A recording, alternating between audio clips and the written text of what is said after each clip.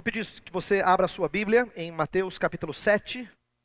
Vamos ler versos 1 a 6.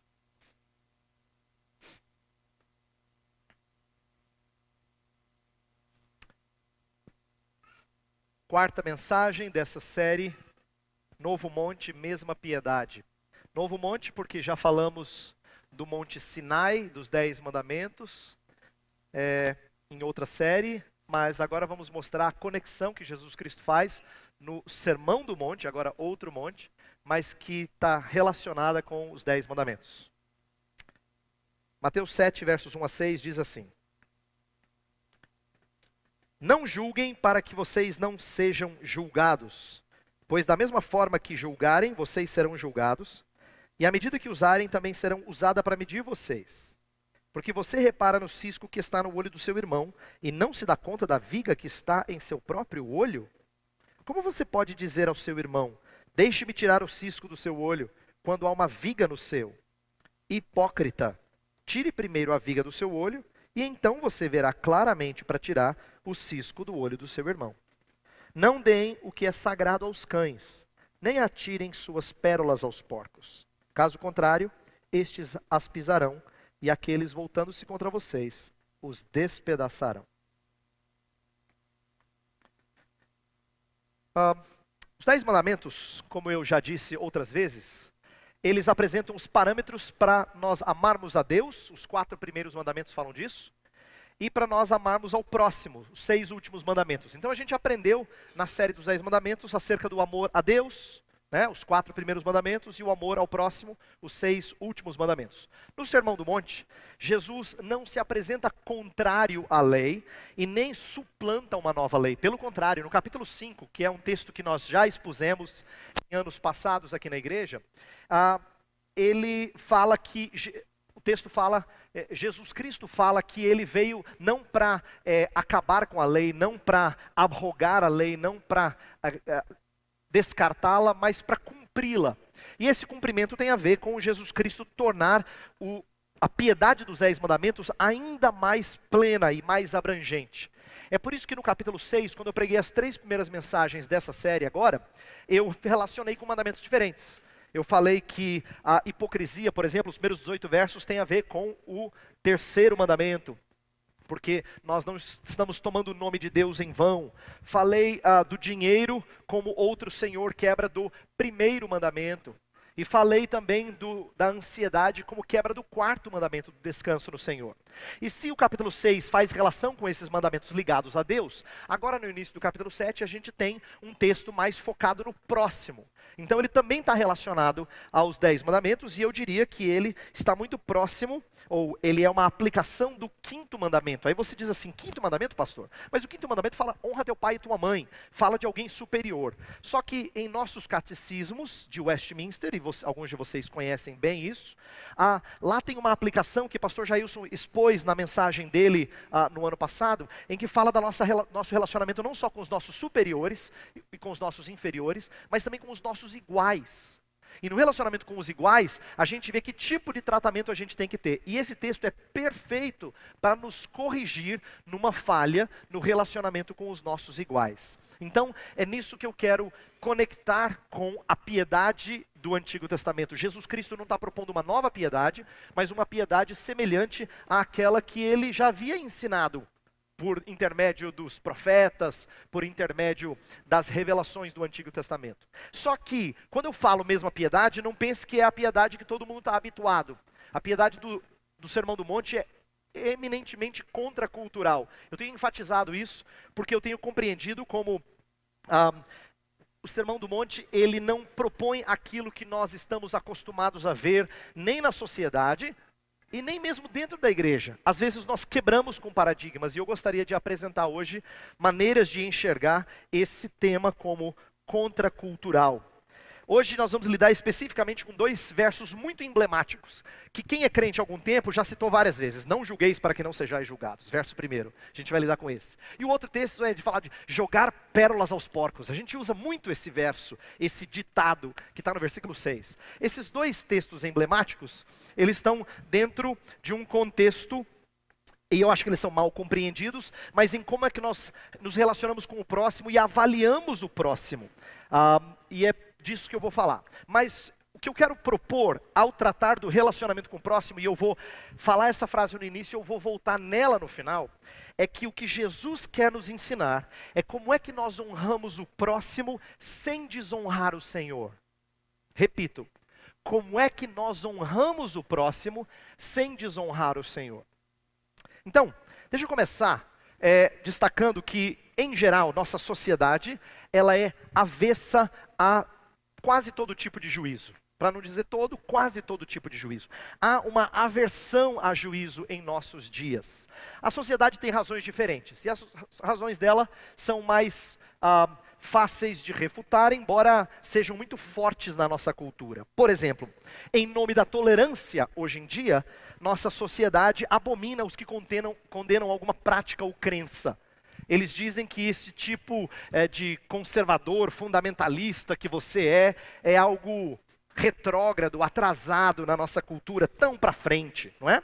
Agora olha que interessante, ela condena você por você não concordar com certa prática, com certa crença, mas ela não tolera juízo moral ou religioso. Pelo contrário, ela impõe seus padrões de moralidade e sua pluralidade religiosa. Ela também fala que o amor é o que importa. Você não ouve gente dizer isso? O que importa é o amor, gente. O importante é o amor. E o que me chamou a atenção ao pensar sobre isso nessa semana, é que amor sem julgamento é contrário ao que o próprio Deus faz. Deus não mostrou amor sem julgamento em Cristo Jesus. Portanto, o amor não é desconectado de juízo no nosso Senhor e Salvador, não é? Mas alguém poderia dizer assim, pastor, mas não é verdade que é importante amar, que amor é muito importante, talvez o mais importante? Então aí eu lembro de uma frase que eu li de um autor que foi muito, muito precisa. Ele disse assim, olha, quando a gente apresenta alguma coisa que é uma meia-verdade, isto é, ela não é uma verdade inteira, mas a gente a apresenta como a verdade toda, ela se torna uma inverdade. Meia-verdade apresentada como toda verdade, na verdade é uma inverdade. Por quê? Porque é quando as pessoas enfatizam um atributo de Deus em detrimento do outro, deixando outros atributos de lado. E eu tenho percebido que esses problemas acontecem inclusive dentro da igreja. Então deixa eu dar algumas razões que a própria igreja apresenta para ser avessa a juízo. A primeira delas é que ela apresenta textos bíblicos, porque a igreja é assim, a igreja pode seguir certos padrões, certas tendências da sociedade, mas ela nunca diz que ela faz porque a sociedade faz, porque isso aí é muito ruim. Então ela fala assim, não, eu não faço porque a sociedade faz, eu faço porque Jesus falou para eu fazer, não é? Mas a gente percebe às vezes certas tendências da sociedade marcando e uma leitura proposta pela sociedade para alguns textos bíblicos. Então, por exemplo, esse de Mateus 7, um dos mais citados, não julgueis para que não sejais julgados, não é? Para a gente não fazer juízo, mas tem outros. Uma história famosa, por exemplo, é a história da mulher que foi pega em adultério, no flagra, e o texto fala que os homens iriam apedrejá-la, como diz a lei, e Jesus Cristo diz, aquele que não tem pecado atire a primeira pedra. Você conhece a história? Pois as pessoas pegam essa história para dizer, tá vendo? Jesus não julgou, quem é você para julgar? Não é? Então, os textos bíblicos aparentemente apresentam uma razão muito forte para não julgar. Inclusive, a Bíblia, o crente, pelo menos, a pessoa cristã, ela defende que todo julgamento do próximo demonstra falta de amor. Você já viu gente dizendo assim? Olha, sabe o que eu acho ruim na igreja? É que a igreja não ama. A igreja não ama. A igreja parece que não cuida dos seus feridos. Já ouvi essa frase várias vezes, não é? Mas a Escritura fala assim, melhor é a repreensão franca do que o amor encoberto. Leais são as feridas feitas pelo que ama, porém os beijos de quem odeia são enganosos. Por quê? Porque amor não é inconsistente com repreensão, com correção. Então, não é verdade que juízo é completamente contrário a amor, ou expressão de falta de amor. A igreja ainda defende que julgar causa divisões. E normalmente, quem enfatiza isso, gosta de sacrificar a verdade no altar da unidade, isto é, em nome da unidade, sacrifica a verdade. Mas o próprio Jesus orou para que a gente tivesse ambas as coisas. Fôssemos santificados na verdade e fôssemos mantidos na mesma oração em João 17. E o próprio Paulo falou à igreja de Filipos que eles deviam ser unidos na defesa da fé. Então ele está falando de unidade e verdade no mesmo contexto. Estou dizendo isso por quê? Porque eu acho que tanto a tendência da sociedade quanto da igreja de abominar juízo reflete um espírito individualista muito forte em nossos dias. Muito forte. Eu quero, com individualismo, eu quero dizer a ideia de a gente não querer se envolver na vida do outro. A gente ouve frase direto assim, cada um na sua, hein? Tá? Eu cuido da minha vida, você cuida da sua. E esse espírito, no meu entendimento, perdeu o senso de comunidade que a igreja deveria ter. O pior é que há irmãos dentro da igreja que defendem esse tipo de exclusividade, ou esse espaço em que os outros não adentram. E ao revelar nossa individualidade, nós mostramos que a gente está longe do padrão das Escrituras. O que eu quero defender nessa manhã, como eu já disse várias vezes, é que nós devemos sim nos preocupar com o próximo. Nós não deixamos ele na dele. Nós temos que nos preocupar com o próximo. Então, quando a gente se preocupa com o próximo, o que significa não julgueis? Então, para dizer o que significa, eu primeiro preciso dizer o que não significa. Para a gente quebrar com alguns padrões errados de explicação. Quando Jesus fala assim, não julguem para que vocês não sejam julgados, não julgueis para que não sejam julgados, o que ele quer dizer nesse verso 1, tão citado por cristãos? A primeira coisa que não significa esse texto não significa falta de discernimento moral ou doutrinário. Repito, ele não significa falta de discernimento moral e doutrinário. Por que eu estou dizendo isso? Porque no mesmo texto que eu vou expor nessa manhã, estou expondo nessa manhã, Jesus fala, não julgueis, e depois ele fala assim, mas não lance pérolas aos porcos, e nem deem o que é santo aos cães. Quem são os cães e os porcos? Você sabe? Eu vou chegar no texto, mas para você saber você tem que julgar. Tem que haver discernimento. No mesmo texto que eu li, que Jesus fala para não julgar, ele pede que você discirna quem é cão e quem é porco.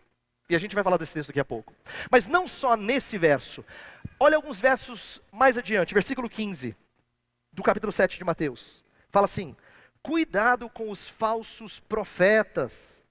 Eles vêm a vocês vestidos de peles de ovelhas, mas por dentro são lobos devoradores. E aí continua o texto. Essa vai ser a última mensagem, vou tratar desse texto na última mensagem da série. Mas Jesus está pedindo discernimento.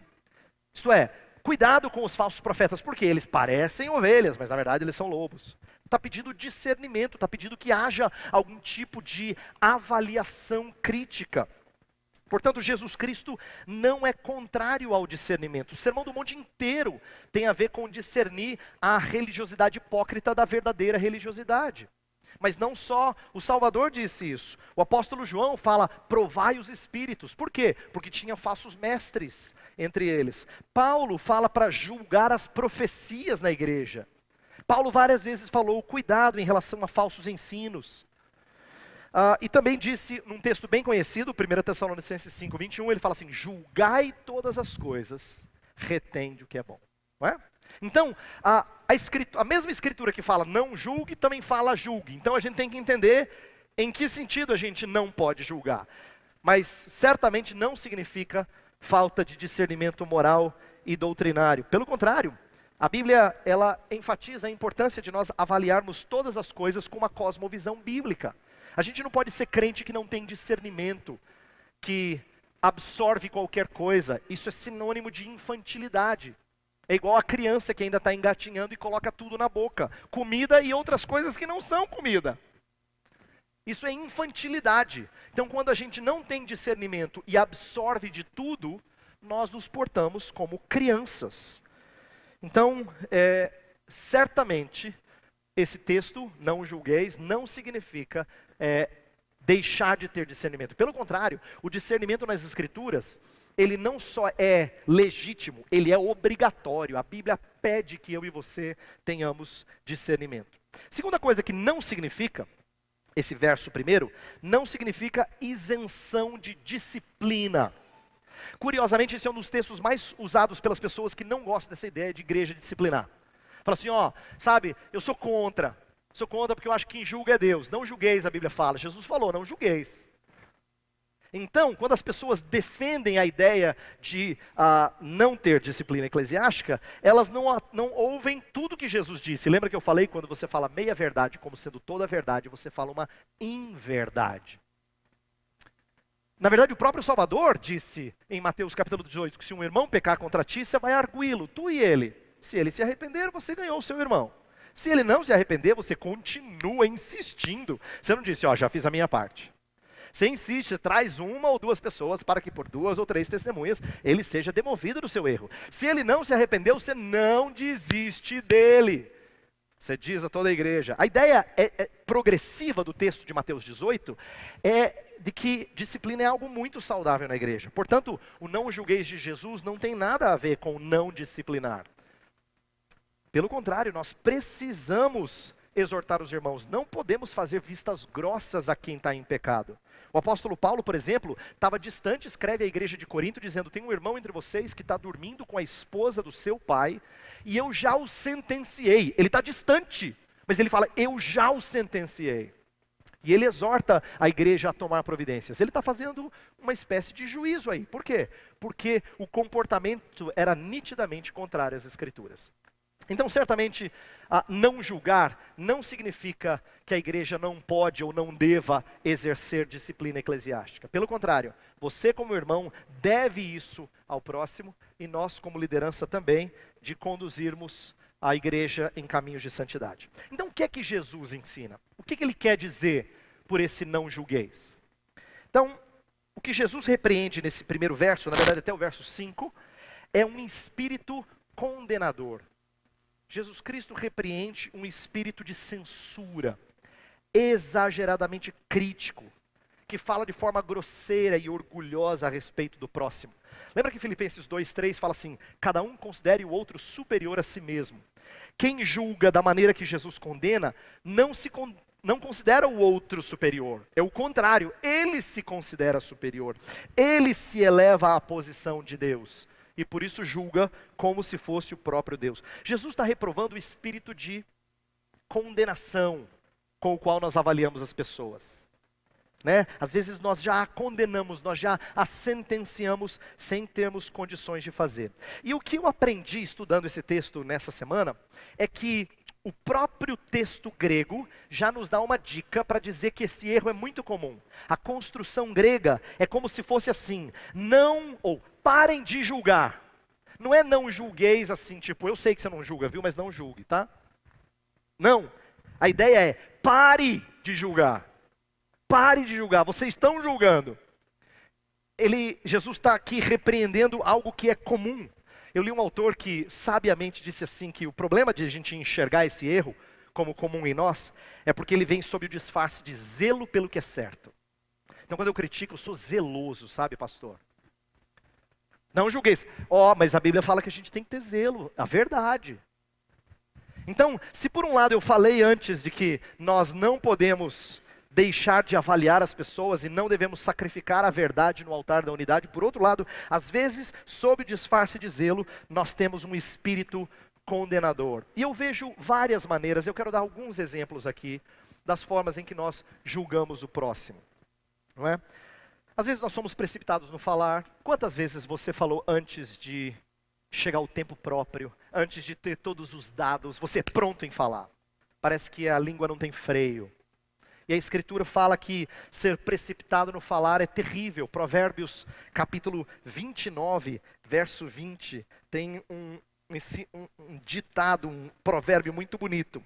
Diz assim, você já viu alguém que se precipita no falar? Há mais esperança para o insensato do que para ele. Ser precipitado no falar é terrível. Há mais esperança para o insensato do que para ele.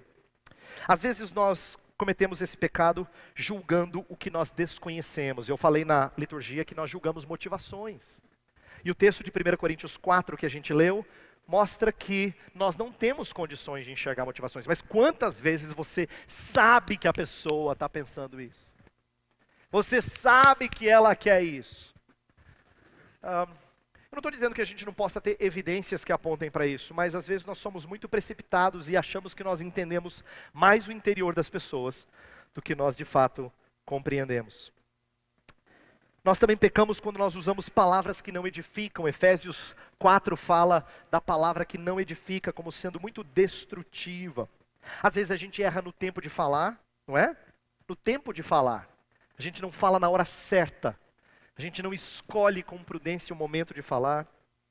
E às vezes a gente erra no ambiente para criticar. A gente não distingue, por exemplo, um assunto particular de um assunto público.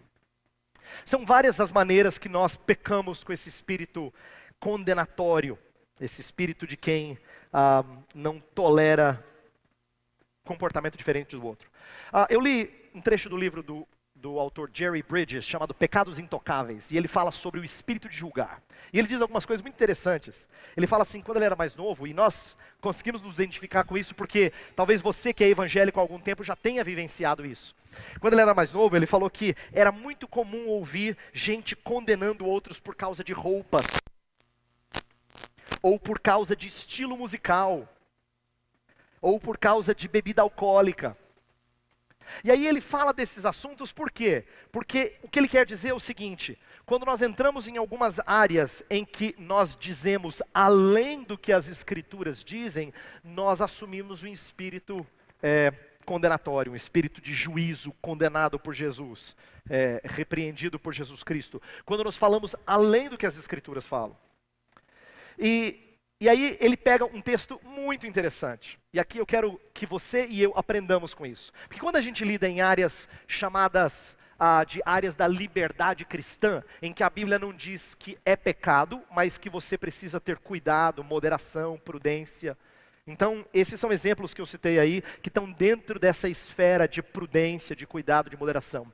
Paulo tem um texto muito interessante em Romanos 14, e esse autor que eu falei, o Jerry Bridges, ele usa esse texto para dizer assim, olha como Romanos 14 é uma palavra sábia de Deus, porque lá o problema era o seguinte, tinham pessoas que criticavam as outras por causa de duas razões, por causa de comida e por causa de dias sagrados. Então, quando eles criticavam por essas duas coisas, tinha um grupo que ele chama de fracos. Os fracos são aqueles que acham pecado comer determinadas comidas, ou não obedecer determinados dias. Esses são os fracos. E ele, Paulo, se considera no grupo dos fortes. Ele não tem problema com essas comidas. Mas só que forte e fraco não é para você falar assim, eu não tenho problema com isso, eu sou forte. Porque Paulo fala assim, quem é fraco julga o forte, e quem é forte despreza o fraco. Ambos cometem juízo. Ambos caem no pecado repreendido por Jesus em Mateus 7. Se você julgar com essa medida, você também vai ser julgado nessa medida. Mas não pense que é julgado por pessoas. Aqui o texto aponta para o juízo de Deus. Deus nos julga e, no entanto, Ele foi misericordioso para conosco. Lembra que Jesus contou a história, aquela parábola do credor incompassivo, que é aquele homem que tinha uma dívida incalculável. 10 mil talentos era um montante que nenhum homem normal tinha. Era um número assim, absurdo de dinheiro. Não sei nem como ele poderia ter gastado. É uma hipérbole, Jesus está exagerando. Um homem tinha uma dívida de 10 mil talentos e o monarca, o rei, aquele grande homem da sociedade para quem ele devia, o perdoou. Aí alguém devia a ele coisa pouca, alguns denários, e ele botou esse homem na prisão, ele botou esse homem sob reprovação. E aí Jesus conta essa história para dizer que quem julgou assim o outro, sem ter considerado a misericórdia anterior demonstrada a ele, é passível de juízo. E eu creio que esse é um ensinamento importante para a gente. Por quê? Tiago 2,13 fala que a misericórdia deve triunfar sobre o juízo. Só que quantas e quantas vezes nós nos relacionamos com o próximo baseados não em misericórdia, mas em justiça. O que Jesus está advertindo você é, se você quer tratar os outros com justiça, então prepare-se. Eu vou tratar você com justiça também. E ser tratado por Deus com justiça é pavoroso. É por isso que Jesus, no próprio Sermão do Monte, na oração do Pai Nosso, ele fala que se nós perdoarmos, nós seremos perdoados. Mas se não perdoarem uns aos outros, o Pai Celestial não lhes perdoará as ofensas. O que ele quer dizer é, se você foi alvo da misericórdia, você precisa tratar os outros com misericórdia. Se você tratar os outros com justiça e julgá-los baseado em padrões de justiça, você deverá ser alvo de condenação da parte de Deus. Tem segunda razão pela qual Jesus Cristo reprova esse espírito condenatório, e esse está nos versos 3 a 5, essa segunda razão, que é o problema da hipocrisia. Veja lá. Por que você repara no cisco que está no olho do seu irmão e não se dá conta da viga que está em seu próprio olho? Jesus usa novamente aqui uma hipérbole. Ele está condenando um novo tipo de hipocrisia. Ele já falou de hipocrisia antes no Sermão do Monte, vai falar de novo. Mas aqui ele compara o nosso pecado a objetos no olho. Só que primeiro ele fala de um cisco, depois ele fala de uma viga. E é isso que o texto quer dizer mesmo. É viga de se usar em construção. Você fala assim, não cabe no olho. Eu sei. Jesus quer deixar bem claro que tem uma parede na sua frente e você não enxerga. E você enxerga aquele cisquinho no olho do outro. O que isso revela a nosso respeito? Revela como nós somos tendenciosos a enxergar nas faltas dos outros algo muito forte e minimizar a gravidade das nossas. Jesus falou, é o contrário, meu querido. É o contrário. Por quê? Porque a autojustiça é abominável aos olhos de Deus. Se você já olha para as falhas alheias como sendo ruins, as suas são ruins, mas as dele, Deus me livre. Você já expressa um espírito de autojustiça que é abominável ao Senhor. E lembra, repito aqui, eu estou falando dessas coisas porque eu não quero que você entenda que isso é problema dos outros. Isso é problema nosso. E Deus tem exemplos preciosos no Antigo e no Novo Testamento. No Antigo Testamento, uma das melhores histórias que nos desperta para isso é a história de Davi. Quando Natã foi conversar com Davi sobre o pecado dele com Batseba. E Natã, o profeta Natã, ele conta uma historinha de um homem muito rico, tinha muitas ovelhas e bois. E um homem pobre que só tinha uma ovelhinha, que era tão querida para ele que até dormia com a ovelhinha. Um dia, o rico recebe um viajante na sua casa e ele resolve fazer um banquete. O que ele faz? Ele pega a única ovelhinha do pobre. O Davi ficou incomodadíssimo. Ele falou assim, esse homem deve pagar. Aí Natã fala assim, Davi, tu és um homem. Aquele foi um momento para Deus usar Davi para compreender a viga no olho dele. Quando ele enxergava o cisco no olho daquele homem. A história que foi contada para ele pelo profeta Natã tratava de animal. E ele ficou irado. Diz o texto que ele ficou transtornado. Mas ele tinha tirado vidas. E não enxergava isso. Isso aconteceu com o homem segundo o coração de Deus. Eu creio que acontece com você e comigo também. No Novo Testamento, Jesus conta a história da parábola do fariseu e do publicano.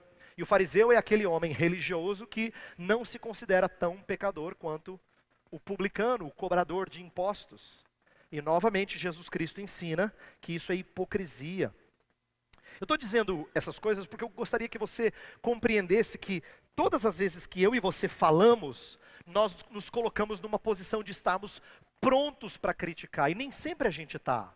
É uma hipocrisia se nós não lidamos com os nossos próprios pecados e enxergamos rapidamente o pecado na vida do outro. Agora, preciso completar aqui com o versículo 5, porque o versículo 5 é muito precioso para fechar esse ensinamento. Não significa que a gente não está nem aí com o pecado na vida do outro. Olha o que diz o versículo 5. Hipócrita, tire primeiro a viga do seu olho e então você verá claramente para tirar o cisco do olho do seu irmão. Em outras palavras, não é para dizer, seu hipócrita, não julgue, deixa quieto. Não é isso que Jesus diz. Tira primeiro a viga do seu olho. Faça isso, isto é, lide com o seu pecado primeiro. Portanto, não é errado ajudar o seu irmão. Pelo contrário, Jesus reprova a nossa cegueira. Porque a nossa cegueira é que nos torna inaptos a ajudar o nosso irmão. Mas ajudar o irmão não é uma opção, é uma ordem. No versículo 5. Você precisa lidar com o problema de superioridade, de autojustiça, de hipocrisia, sabendo que Deus pode julgar você por essas medidas de justiça que você usa. Mas a tônica de Jesus é, primeiro busque correção Jesus exorta-nos ao arrependimento, para então a gente ser bênção na vida de outra pessoa. Então eu gostaria que você entendesse que o arrependimento, ele é uma preparação para a gente ajudar outros pecadores. Você lembra quando Jesus falou com Pedro assim, olha, Satanás te procurou para peneirar. Satanás vos procurou para peneirar. Eu, porém, roguei por ti para que a tua fé não desfaleça. Aí Jesus fala uma frase genial. Quando te converteres, fortalece os teus irmãos. Jesus não só sabe que ele vai se converter, mas ele sabe que passar pelo tropeço e se arrepender vai prepará-lo para fortalecer os seus irmãos. Quando te converteres, fortalece os teus irmãos. Jesus está ensinando a Pedro a tirar a viga do olho dele. Ele achava que ele nunca trairia o Salvador Jesus, mas ele percebeu que ele, mesmo sendo um líder entre os apóstolos, fez coisa vergonhosa. Teve medo de uma menina, teve medo de falar para as pessoas na rua, mostrando que ele estava tremendamente fragilizado e não havia compreendido a necessidade de tirar a viga do seu olho. Portanto, o que eu estou querendo dizer aqui é que Jesus não está advertindo-nos em relação a esse espírito condenador, o espírito reprovador das atitudes dos outros, para que a gente diga, quem sou eu, né, pastor? Quem sou eu para julgar? Que é uma atitude muito cômoda. Não é isso que Jesus ensina. Jesus nos ensina a tirar a viga para ajudar o irmão que tem o cisco. Ele não despreza o cisco. Ele só está querendo que você aprenda a enxergar as suas falhas e a fazer com o irmão aquilo que você gostaria que fizessem com você, que corrigissem você. Essa é a regra áurea, a gente vai falar no próximo domingo. Faça com os outros aquilo que você gostaria que fizessem contigo. Mas tem uma segunda coisa no texto que Jesus despreza, e ela oferece o que Jesus reprova. E ela oferece um contraponto muito interessante para aquilo que eu falei até agora, que é o versículo 6. O versículo 6 fala o seguinte: não deem o que é sagrado aos cães, nem atirem suas pérolas aos porcos. Caso contrário, estes as pisarão e aqueles voltando-se contra vocês os despedaçarão. O que esse texto está dizendo, atenção agora, porque ele é um texto normalmente não bem compreendido. Ele é um texto que fala da importância de nós não termos um sentimento leve em relação àqueles que desprezam a verdade divina. Então Jesus primeiro repreende o espírito condenador, nos versos 1 a 5, e no verso 6 ele repreende o desprezo para com a verdade divina. Cães aqui não eram animais de estimação, tá? Então quando fala de cães, a gente está tão acostumado com cachorrinho bonitinho em casa, a gente se esquece que na Bíblia, cães é a ideia de animal que está solto, que destrói, que devora, que estraçalha as coisas, por isso que o texto fala de despedaçar, né? E os porcos também eram sinônimos de imundície. Os dois, então, cães e porcos eram sinônimos de imundície. E o texto fala de oferecer aos cães o que é sagrado e oferecer aos porcos pérolas. Jesus não explica exatamente o que sagrado e pérolas significam, mas a maioria dos comentaristas tem entendido que são duas palavras para se referir à mensagem do reino, ao evangelho de Jesus Cristo. Isto é, quem não considera o evangelho precioso, que nem na parábola do colecionador de pérolas, que ele vende todas as pérolas para comprar uma pérola de grande valor em troca, não é? Quem não considera o evangelho precioso, ele pisoteia nas boas novas e ele despedaça os seus mensageiros. O provérbio então parece nos ensinar que tem um momento em que a gente para de partilhar a verdade espiritual com quem é continuamente escarnecedor do evangelho. E eu sei que esse é um assunto difícil. Você fala assim, pastor, a gente para de evangelizar. Mas eu quero primeiro apresentar uma razão do porquê Jesus Cristo fala isso.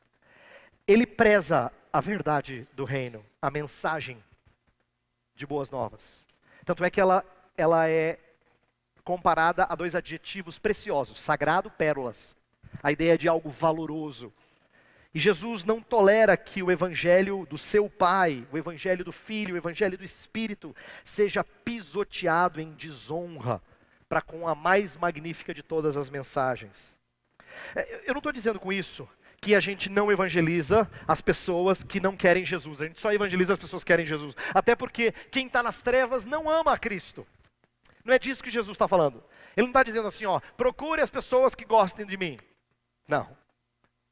No fundo, quem não é de Cristo não ama Cristo, odeia a Cristo. As Escrituras falam isso. Pode não parecer. Eles estão até assim educados, comportados, conversam civilmente com você, civilizadamente, gente boa, mas no fundo eles odeiam a Cristo, eles estão nas trevas, e quem está nas trevas odeia a luz. É isso que o apóstolo João escreve no capítulo 3. Pois bem, então quando a gente evangeliza, é certo que a gente tem como alvo aqueles que estão nas trevas, que zombam do nome de Deus. Mas Jesus nos adverte a ter cautela quando a mensagem já foi claramente dita, e talvez repetida inúmeras vezes, e ela é desprezada. Por quê? Porque quando a gente decide deixar de falar, a gente tem aqui um valor, a gente concede muito valor àquilo que é precioso aos olhos de Deus. Então o que eu quero mostrar com essa segunda parte da repreensão de Jesus Cristo, é que quem tem a prudência de não criticar o irmão, não é tolo para engolir todo desprezo para com o Senhor. Pelo contrário, ele se entristece profundamente com o desprezo da mensagem do Senhor. Inclusive, quando eu falo que tem um momento em que a gente prudentemente deixa de falar, não joga mais pérolas aos porcos, ou dá o que é sagrado aos cães, esse momento precisa ser feito com muito cuidado, com muita cautela, muita prudência, e tem que ser acompanhado de tristeza, que nem Jesus teve tristeza em relação a Jerusalém, porque Jerusalém não dava ouvidos à sua mensagem. Não pode ser acompanhado daquele senso de autojustiça ou de dever cumprido. Já fiz a minha parte, pastor, já falei. Eu não quis, o problema é dele. Não é isso que Jesus está falando. Ele está falando de quem honra o evangelho tanto que se entristece dele ser pisoteado. Como porcos pisoteiam pérolas, porque para porcos pérolas não valem nada. É disso que Jesus está falando. E Jesus ensinou seus discípulos a fazer isso. Por exemplo, no capítulo 10 de Mateus, ele deu orientações aos seus discípulos de que eles iriam em diversas cidades, passando de casa em casa, falando do amor de Jesus Cristo, Salvador, e diz que aqueles que não recebessem e não ouvissem as suas palavras, eles deveriam sair da casa e sacudir o pó das sandálias. E o apóstolo Paulo leva isso a ferro e fogo, ele repete isso 3 vezes no livro de Atos. Ele faz isso em Antioquia, depois em Corinto e por último em Roma. Ele diz, vocês não querem? Ok, vou levar para a gente que vai abraçar essa fé.